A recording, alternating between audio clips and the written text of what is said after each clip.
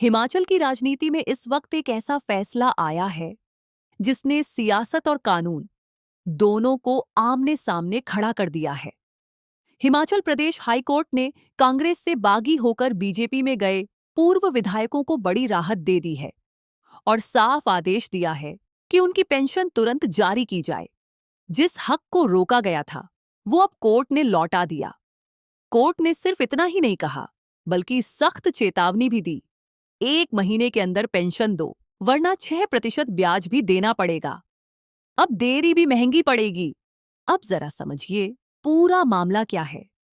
ये वही विधायक हैं जिन्होंने 2024 में राज्यसभा चुनाव के दौरान क्रॉस वोटिंग की थी।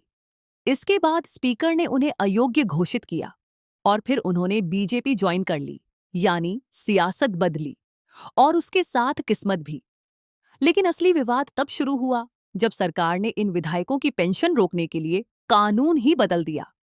पहले अयोग्य किया, फिर अधिकार भी छीन लिया। सरकार ने 2024 में एक संशोधन बिल लाया जिसका मकसद था अयोग्य विधायकों की पेंशन रोकना, लेकिन यह बिल आगे नहीं बढ़ पाया। फिर 2026 में नया संशोधन लाया गया जिसमें कहा गया कि ये नियम अब भविष्य पर लागू होगा, लेकिन कोर्ट ने साफ कर दिया कानून पीछे जाकर लागू नहीं हो सकता।